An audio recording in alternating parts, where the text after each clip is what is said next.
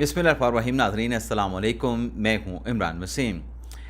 नाज़रीन, प्रोग्राम में एक तो आपको ये बताएंगे कि साबिक़ वज़ीर आज़म इमरान ख़ान को अडयाला जेल में किस किस्म की नई पाबंदी का सामना है, यानी साबिक़ वज़ीर आज़म इमरान ख़ान पे कौन सी पाबंदी लगी है, किस वजह से लगी है और ये मामला क्या है। एक तो ये डिटेल आपके साथ हम शेयर करेंगे, और जनरल फैज़ हमीद के कोर्ट मार्शल में क्या बड़ा ब्रेक थ्रू हुआ है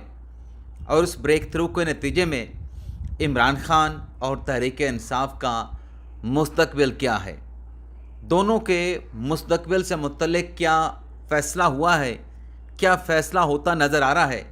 ये डिटेल और इसके अलावा हमारे प्रोग्राम की जो दीगर अहम ख़बरें हैं उनकी तफसीलात भी आप नाज़रीन की खिदमत में पेश करेंगे।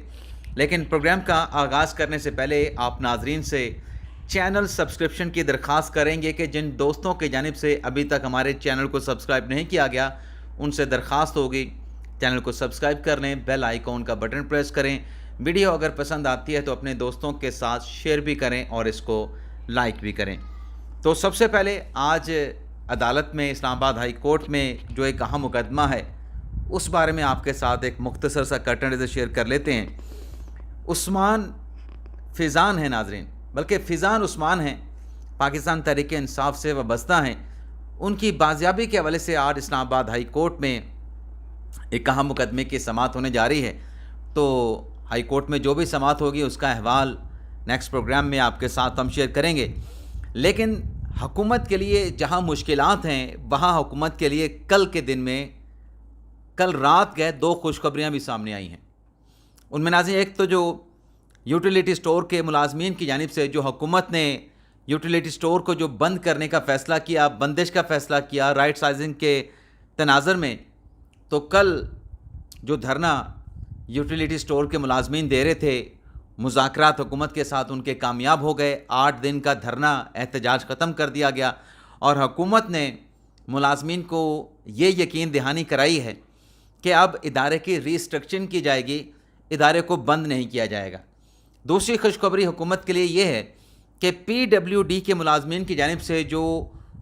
श्रीनगर कश्मीर हाईवे पे धरना देके उसको ब्लॉक कर दिया गया था, एहतजाज किया जा रहा था, उनके साथ भी मुज़ाकरात कामयाब हो गए हैं। और MNA तारिक फजल चौधरी की जानिब से उनसे ये कहा गया है कि आप एहतजाज ख़त्म करें, आपका जो मामला है PWD की बंदिश का, वो हम आपका पैगाम वज़ीर आज़म तक पहुँचाएँगे। तो ये दो खुशखबरियाँ सामने आई हैं। अब आ जाते हैं जो तहरीक इंसाफ और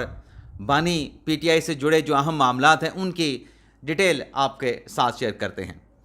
एक तो नाज़रीन जो तौहीन इलेक्शन कमीशन का मुकदमा है इमरान ख़ान के ख़िलाफ़ और फवाद चौधरी के ख़िलाफ़, ये मुकदमा कल 4 सितंबर को इलेक्शन कमीशन ने समाअत के लिए फ़िक्स कर दिया है। लेकिन इसमें तौहीन इलेक्शन कमीशन के मुकदमे में इमरान ख़ान पे तो फ़र्द जुर्म बरकरार है, इंटैक्ट है, लेकिन जो फवाद चौधरी पे चार्जशीट किया गया था, इंडाइटमेंट की गई थी, वो इस्लामाबाद हाई कोर्ट ने सेटिसाइड कर दी थी। तो कल इस केस में फवाद चौधरी साहब पे तौहीन इलेक्शन कमीशन की चार्जशीट पढ़े जाने का इम्कान है। उनको शोकास नोटिस जारी करके जवाब भी मांग लिया गया है, उनको बुला भी लिया गया। तो देखते हैं कल की समाअत में क्या होता है। अब नाज़रीन आ जाते हैं कि अडयाला जेल में इमरान ख़ान साहब पे क्या पाबंदी लगी है। नाज़रीन जब से जनरल फैज़ हमीद साहब की साबिक़ DGI ISI की गिरफ़्तारी हुई है और ISPR की जानिब से बाज़ाब्ता तौर पे अलामिया जारी करके बताया गया है कि एक तो टॉप सिटी, दूसरा पोस्ट रिटायरमेंट के कुछ ऐसे इश्यूज़ हैं जिसमें पॉलिटिकल मोटिवेशन नज़र आती है, जो कि आर्मी एक्ट और कोड ऑफ कंडक्ट के ख़िलाफ़ वर्जी है। तो बताया गया उस एलामिया में, मुख्तसर से एलामिया में, कि जनरल फैज़ हमीद का कोर्ट मार्शल किया जाएगा। अब इस कोर्ट मार्शल के बाद जो अडयाला जेल में डेवलपमेंट्स हुई हैं, जो तब्दीलियाँ हुई हैं, उसमें इमरान ख़ान साहब और बुशरा बीबी साहबा का जो टोटल स्टाफ है, चाहे डिप्टी सुपरिटेंडेंट हैं, असिस्टेंट सुपरिटेंडेंट हैं, उसके अलावा वार्डन्स हैं, उसके अलावा अर्दली हैं, खिदमतगार हैं, बाकी सिक्योरिटी पर मामूर जो लोग हैं, सबको चेंज कर दिया गया है। बल्कि एक तब्दीली के बाद दूसरी तब्दीली फिर की गई اور جو اس وقت لوگ خدمات سر انجام دے رہے ہیں، چاہے وہ عمران خان صاحب بشرا بی بی صاحبہ کی سیکیورٹی پہ ہیں، ان کے بیرکس میں ہیں، ان کے خدمت گار ہیں، اردلی ہیں، قاصد ہیں، وارڈنز ہیں، ان کی بھی کڑی نگرانی کی جا رہی ہے۔ ان تمام تبدیلیوں کے بعد عمران خان صاحب کی طرف سے شکوہ کیا گیا کہ سختیاں بڑھ گئی ہیں، اور جو سابق سپرنٹینڈنٹ تھے اڈیالہ جیل کے ڈپٹی سپرنٹینڈنٹ محمد اکرم، ان کی خدمات کا عمران خان صاحب نے اعتراف کیا کہ وہ بڑے اچھے انسان تھے، میری بڑی اچھی خدمت کرتے تھے۔ ان کے جانے کے بعد اب یہاں پہ سختی بہت زیادہ ہو گئی ہے، اور پی ٹی آئی کے لوگ بھی ڈیلیگیشن کی صورت میں اسپیکر صاحب کے پاس پہنچے تھے کہ خان صاحب کو سہولیات لے کے دیں۔ اب ناظرین یہ ہوا ہے، جو اڈیالہ جیل میں عمران خان صاحب کے مقدمات کی سماعت ہوتی ہے، جس میں ایک تو 190 ملین پاؤنڈ کا مقدمہ ہے، دوسرا توشہ خانہ 2 کا ریفرنس ہے۔ اب ریفرنس پر مطلب دوسرے توشہ خانہ کے ریفرنس پر تو عدالتی کارروائی کا آغاز نہیں ہوا، لیکن عمران خان صاحب کی درخواست ضمانتوں کے اوپر کارروائی شروع ہو چکی ہے۔ اب یہ جو ناظرین اڈیالہ جیل میں پروسیڈنگ ہوتی ہے، جیل ٹرائل ہوتا ہے، اس میں سماعت میں خان صاحب، بشرا بی بی صاحبہ، خان صاحب کی لیگل ٹیم، نیب کے حکام، نیب کی پروسیکیوشن ٹیم، وکلا کی ٹیم موجود ہوتی ہے۔ لیکن اس عدالتی کارروائی کے بعد جو عمران خان صاحب جو ہیں صحافیوں کے ساتھ غیر رسمی گفتگو کرتے ہیں، کورٹ کی اجازت ہے کہ اوپن کورٹ ہو، صحافیوں کو رپورٹنگ کی اجازت ہو، لیکن وہ رپورٹنگ کی ناظرین جو اجازت ہے، اگر ہم فیکچولی دیکھیں یا لاجیکلی بھی دیکھیں تو یہ اس کیس کو رپورٹ کرنے کی اجازت ہے، اور اگر خان صاحب نے گفتگو بھی کرنی ہے صحافیوں کے ساتھ تو اسی کیس کے حوالے سے کریں۔ لیکن خان صاحب صحافیوں کے ساتھ گفتگو میں ہر ایشو پہ، ہر ٹاپک پہ بات کرتے ہیں،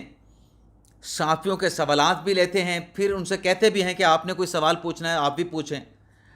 اب ناظرین پچھلے دنوں یہ ہوا کہ کچھ صحافیوں کا داخلہ بند کر دیا گیا، لیکن بعد میں جانے کی اجازت دے دی گئی، پھر دوبارہ صحافیوں کا داخلہ بند کر دیا گیا، کچھ صحافیوں کا پھر ان کو جانے کی اجازت دے دی گئی۔ اب ناظرین یہ ہوا کہ جو عمران خان صاحب اس کنسیشن کا فائدہ اٹھاتے ہیں کہ کورٹ پروسیڈنگ کی مد میں وہ ہر ایشو پہ بات کرتے ہیں،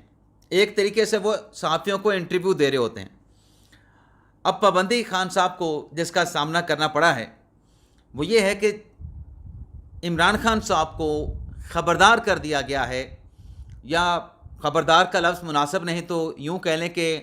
متنبع کر دیا گیا ہے، یا پھر خان صاحب کو کہہ دیا گیا ہے، بتا دیا گیا ہے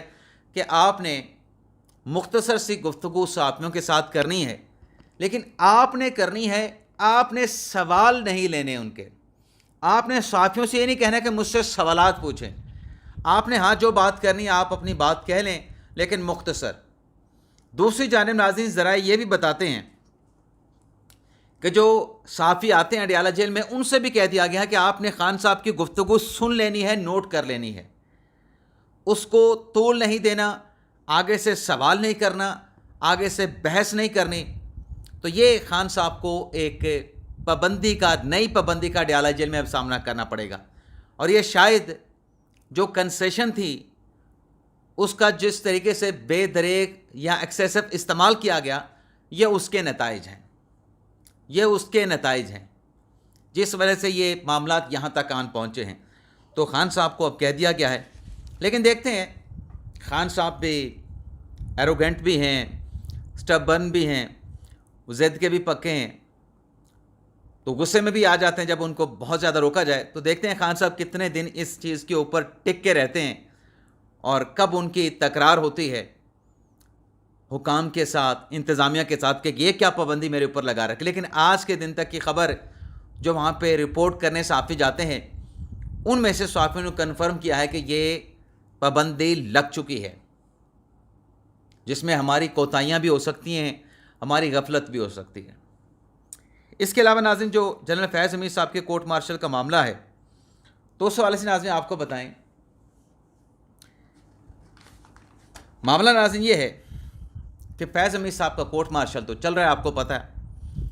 اور اس کورٹ مارشل کے فیصلے پہ تحریک انصاف کو ابتدائی طور پہ تو سمجھ نہیں آئی کہ ہم نے موقف کیا دینا ہے، کیا اس کورٹ مارشل کو سپورٹ کرنا ہے، ادارے کے فیصلے کے ساتھ چلنا ہے، یا پھر ادارے کے فیصلے کے خلاف جانا ہے اور کورٹ مارشل کی مخالفت کرنی ہے؟ آپ خود ریکارڈ نکال کے دیکھیں کہ پی ٹی آئی کے جو ابتدائی بیانات تھے بشمول سابق وزیر اعظم بانی P T I Imran Khan کے، جس میں ابتدائی طور پہ یا ابتدائی بیانات میں کہا گیا کہ یہ ادارے کا اپنا انٹرنل میٹر ہے، ہمارا اس کے ساتھ کوئی تعلق نہیں، ادارہ کا اپنا میکنزم ہے اکاؤنٹیبلٹی کا، تو ہم اس میں کوئی بیان دینے کا یا مداخلت کرنے کے کون ہوتے ہیں، ہمارا کوئی تعلق واسطہ بنتا نہیں۔ لیکن پھر جب کچھ تبدیلیاں دیکھی گئیں، حالات دیکھا گیا، ٹیمپریچر دیکھا گیا اور چیزوں کو دیکھا گیا، تو پھر عمران خان صاحب نے کہا کہ نہیں، یہ تو اوپن ٹرائل ہونا چاہیے۔ خان صاحب سے پوچھا گیا وجہ جناب آپ کا تو اس کے ساتھ کوئی تعلق نہیں، تو آپ کیوں کہہ رہے ہیں کہ جس کا اوپن ٹرائل ہو؟ کیونکہ اسٹیبلشمنٹ کا اسٹیٹمنٹ بھی آیا تھا کہ بے فکر رہیں، جنرل فیض کا تو کورٹ مارشل ہوگا، لیکن اگر آپ کا عمران خان کا لنک آیا تو آپ کا اوپن ٹرائل ہی ہوگا۔ تو اس کے رد عمل کے جواب میں خان صاحب نے جواب الجواب میں کہا کہ میں ایک بڑی سیاسی جماعت کا رہنما ہوں، سربراہ ہوں، تو میں اس لیے یہ مطالبہ کر رہا ہوں۔ تو پھر اس کے لیے قانون اور ضابطے کیا آپ کے لیے چینج کر دیں؟ اگر قانون اور ضابطے چینج کرنے ہیں تو اپنی پارٹی سے کہے تھے پارلیمنٹ سے رجوع کر لیں۔ اب ناظرین یہ بتایا گیا ہے حکومتی شخصیت کی طرف سے کہ یہ جو 9 مئی کا معاملہ ہے اس میں اب تک جو گرفتاریاں ہوئی ہیں نام لیے بغیر، اس میں کافی سارے شواہد جو ہے وہ اکٹھے کر لیے گئے ہیں، اور ان شواہد کے روشنی میں جو میں نے تھمبنیل پہ لکھا کہ تحریک انصاف اور عمران خان کا مستقبل کیا ہوگا، اس میں حکومتی ذرائع یہ بتاتے ہیں کہ نہ تحریک انصاف رہے گی، نہ سابق وزیر اعظم عمران خان رہیں گے، یعنی بچیں گے نہیں، سزائیں ہو جائیں گی۔ یہ نہیں کہ خدا نہ خواستہ خان صاحب کو اللہ تعالیٰ لمبی زندگی دے کہ ان کو سزائیں ہو جائیں گی، تحریک انصاف پہ پابندی لگ جائے گی یا تتر بتر ہو جائے گی، اس طرح کا انہوں نے حوالہ دیا۔ لیکن ساتھ میں حکومتی ذرائع نے یہ بھی بتایا کہ لوگ گواہیاں دیں گے، لوگ آ کے بیان ریکارڈ کرائیں گے، بتائیں گے کہ 9 مئی کی سازش میں کون کون ملوث تھا، کیسے یہ پلان کیا گیا، کیسے یہ منظم منصوبہ تیار کیا گیا 9 مئی کا اور ٹارگٹ دیے گئے۔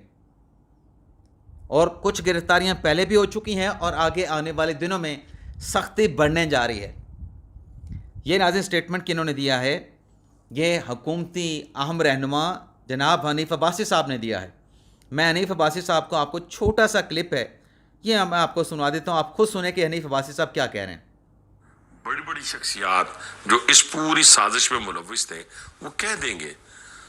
کہ جناب ہم نے اس طرح بیٹھ کے پلاننگ کی تھی، اس میں بانی پی ٹی آئی شامل تھا، میں شامل تھا، فلان شامل تھا، انسٹیٹیوشنز کے اندر کے لوگ شامل تھے، باہر کے لوگ، ریٹائر لوگ شامل تھے، پولیٹیشین کون کون شامل تھا، جنرل فیض سرکاری افسر کنفیس کریں گے، بہت سارے لوگ، میں ایک ان کی بات نہیں کر رہا، ٹھیک ہے، بہت سارے لوگ، بیوروکریٹس کہیں گے، بہت سارے پولیٹیشین کہیں گے، یہ سارے لوگ۔ یہ ناظرین کا سٹیٹمنٹ ہے کہ کنفیشنل سٹیٹمنٹ لوگوں کے آئیں گے، لوگوں کے اقبالی بیانات ہوں گے 9 مئی کے حوالے سے، کیسے یہ سارا بیانیہ، یہ منصوبہ اور یہ سازش تیار کی گئی۔ لیکن ناظرین اس میں حنیف عباسی صاحب نے بھی کہا کہ شواہد کی روشنی میں نہ عمران خان بچیں گے نہ تحریک انصاف بچے گی، لیکن اس سے زیادہ جو اہم ہنٹ دیا ہے تحریک انصاف کے مستقبل کے حوالے سے یا عمران خان صاحب کے مستقبل کے حوالے سے نام لیے بغیر وہ اینکر صحافی تجزیہ کار منیف فاروق صاحب نے دیا ہے کہ جو بھی بڑے بڑے فیصلے ہیں ان بڑے بڑے فیصلوں کے حوالے سے فیصلہ کر لیا گیا ہے، یعنی آگے کیا ہونا، کیا نہیں ہونا، کیسے ہونا ہے، ملک میں استحکام کیسے ہونا ہے، انتشار عدم استحکام کیسے ختم کرنا ہے، سازشوں کو، پروپیگنڈوں کو، کمپینز کو جو کہ اداروں کے خلاف ہیں، شخصیات کے خلاف ہیں، عہدیداران کے خلاف ہیں،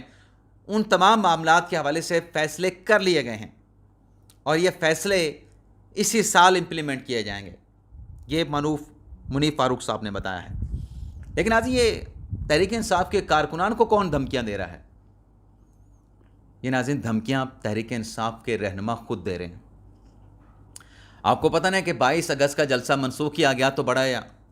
غم و غصہ پا گیا پاکستان تحریک انصاف کے کارکنان میں۔ عمران خان صاحب نے بھی اعتراف کیا کہ